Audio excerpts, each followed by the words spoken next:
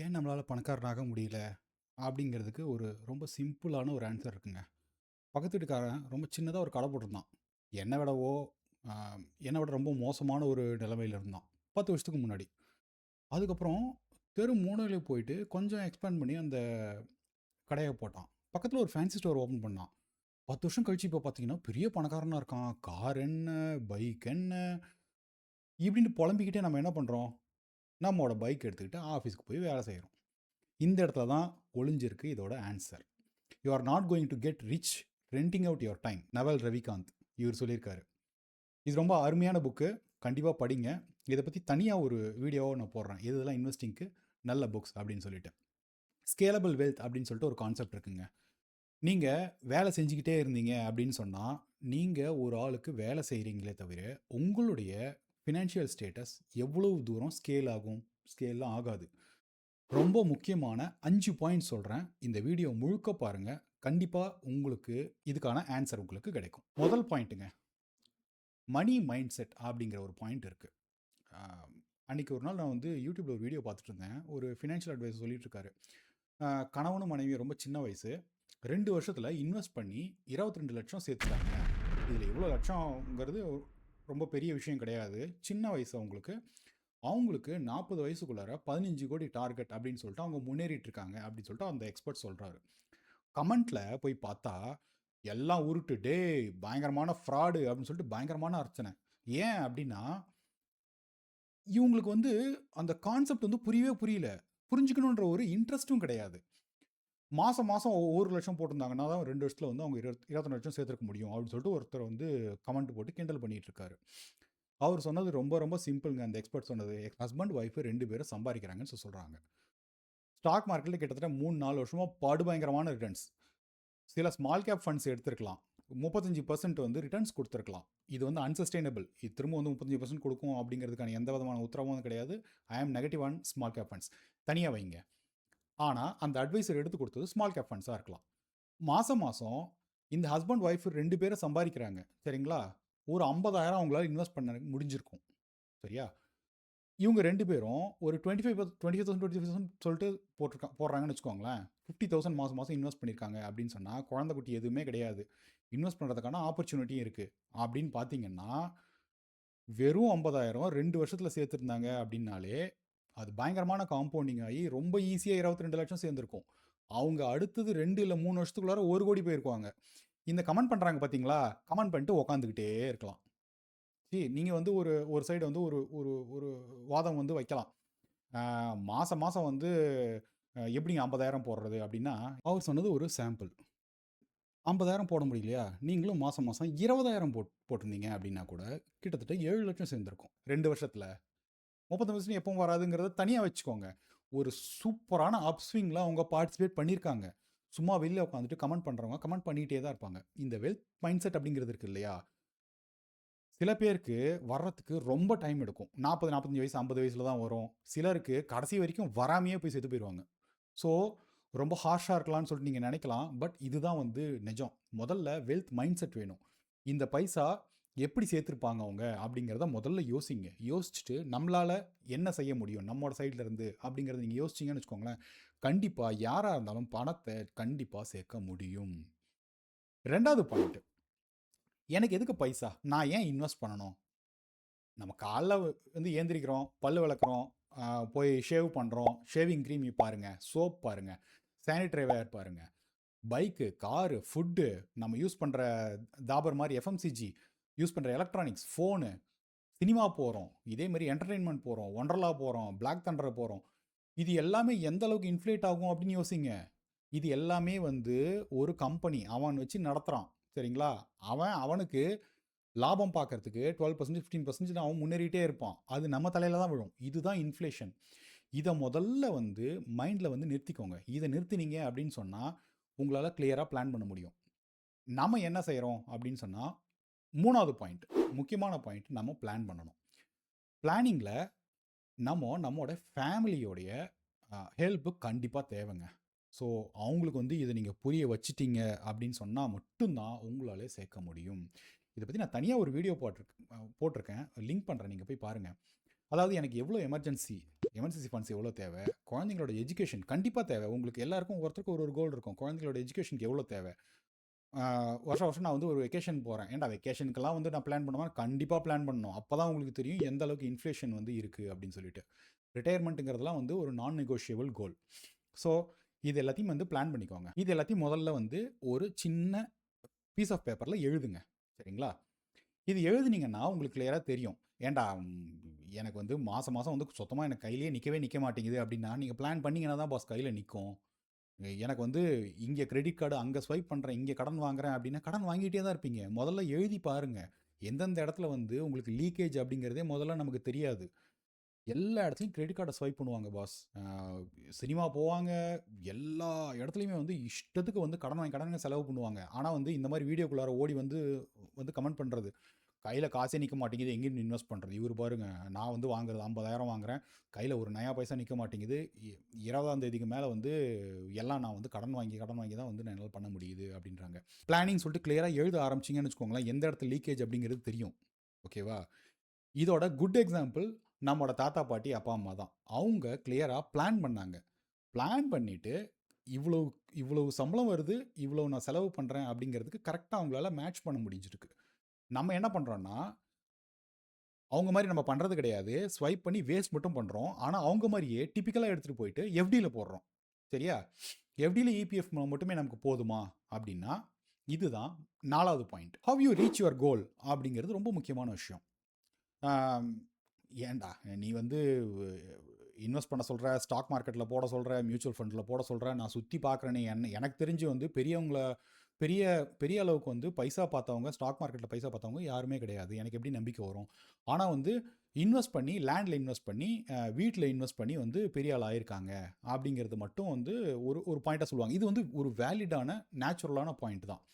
ஆனால் நல்லா யோசிச்சு பாருங்கள், இது எல்லா இடத்துலையும் செட் பண்ண முடியுமா அப்படிங்கிறது கஷ்டம்.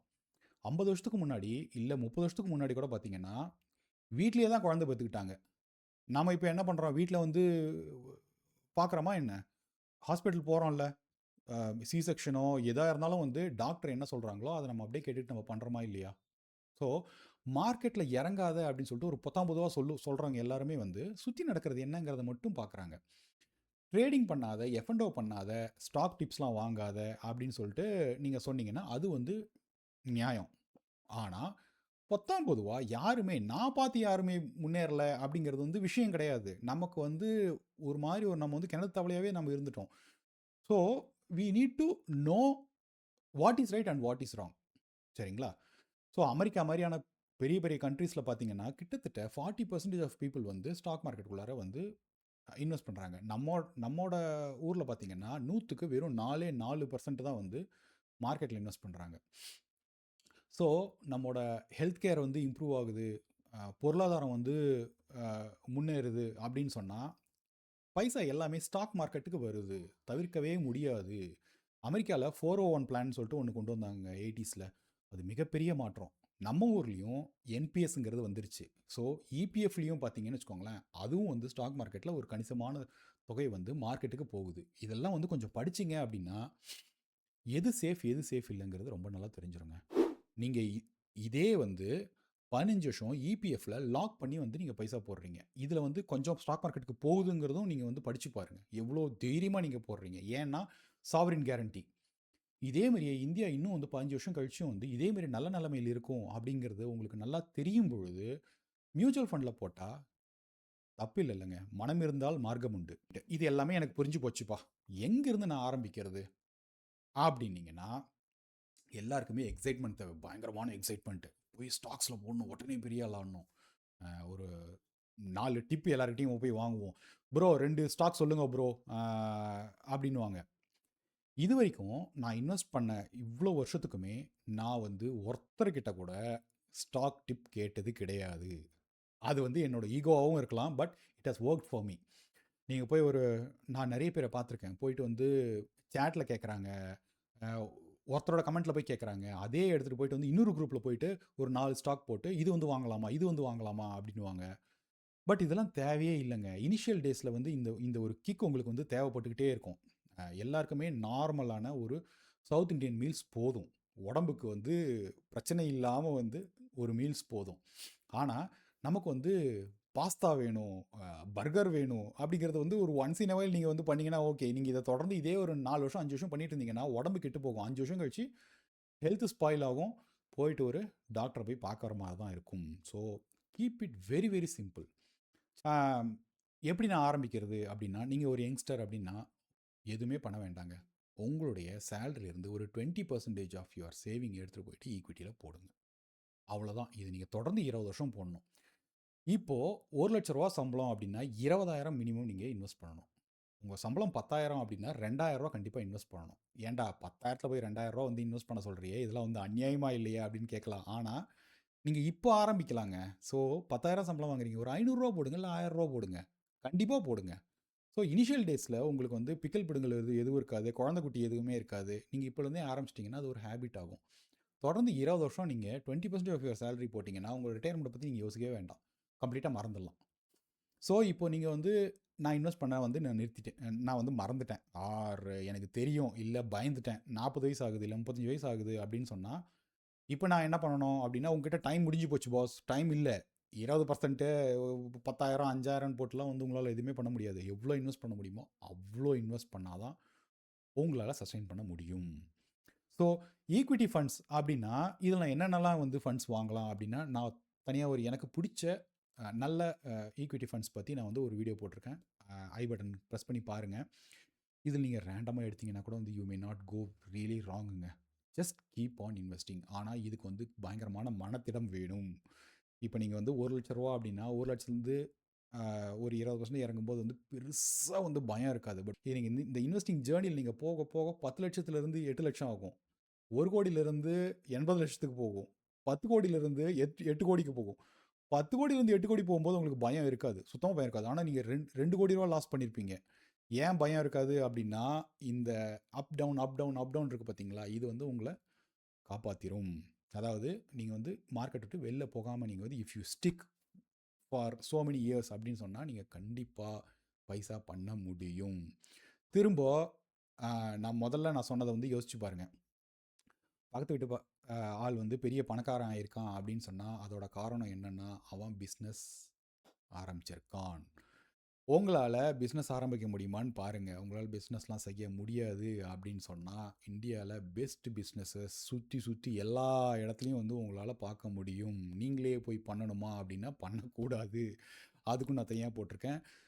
இண்டிவிஜுவல் ஸ்டாக்ஸ் வந்து பிக் பண்ணுறது அப்படிங்கிறது அது கொஞ்சம் எக்ஸ்பீரியன்ஸ் வேணும். நான் இண்டிவிஜுவலாக வந்து என்னோட போர்ட்ஃபோலியோக்கும் வந்து நான் ஸ்டாக்ஸ்லாம் பிக் பண்ணுறது கிடையாது. ஒரு தனி அட்வைசர் வச்சுருக்கேன்.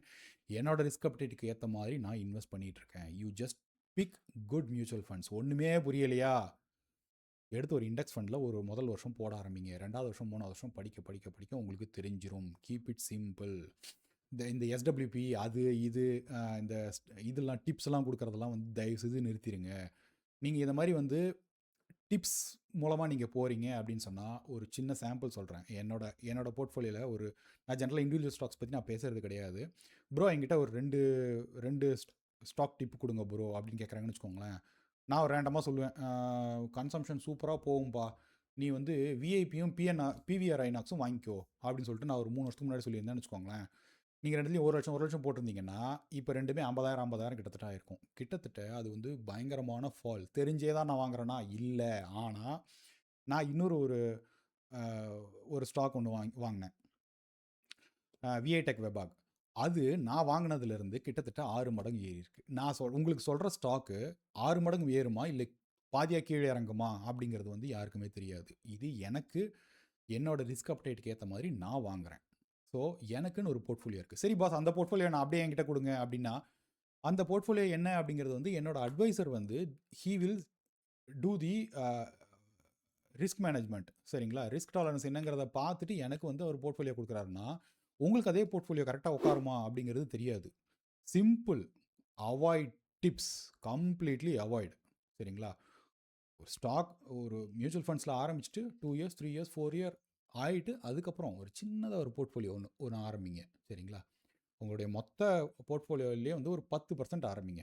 ஒரு 100 ரூபா போடுறீங்கன்னா 10 ரூபா உங்களுக்கு பிடிச்ச ஸ்டாக்ஸு ஆஃப்டர் சம் டைம் போட்டு பாருங்கள். அதை ஒரு 2 வருஷம் பாருங்கள். சத்தியமாக வெறுத்து போயிடும். நம்மளால் ஃபண்ட் மேனேஜரை பீட் பண்ணுறது ரொம்ப சிரமம் அப்படிங்கிறது தெரிஞ்சிடும். ஸோ இந்த டைம் நீங்கள் வேஸ்ட் பண்ணுறீங்க பார்த்தீங்களா? எல்லாரும் என்ன பண்ணுறாங்க, இனிஷியலாக வந்து இன்வெஸ்ட் பண்ணி எங்கேயோ ஸ்டாக்லாம் போட்டு 5 வருஷம் 6 வருஷம் ட்ரேடிங்லாம் பண்ணிவிட்டு அப்புறம் மெதுவாக மியூச்சுவல் ஃபண்ட்ஸ்குள்ளே வருவாங்க. ஸோ இந்த தப்பெல்லாம் நீங்கள் பண்ணாதீங்க. கோ இன் ரைட் டைரக்ஷன். ஸோ இது என்னென்னலாம் வந்து டைப் ஆஃப் மியூச்சுவல் ஃபண்ட்ஸ் இருக்குது, ஈக்விட்டி ஃபண்ட்ஸ் இருக்குது, டெட் ஃபண்ட்ஸ் இருக்குது அப்படிங்கிறத வந்து தனியாக போடுன்னு சொல்லிட்டு நிறைய பேர் கேட்டாங்க. ஸோ இது ஒரு தனியாக ஒரு பிளேலிஸ்ட்டாக க்ரியேட் பண்ணி ஒரு வீடியோவை போடுறேன். Stay tuned. உங்களுக்கு ஏதாவது டவுட் இருந்ததுன்னா கமெண்ட் செக்ஷனில் போடுங்க. தொடர்ந்து பேசுவோம். தேங்க்யூ. பாய்.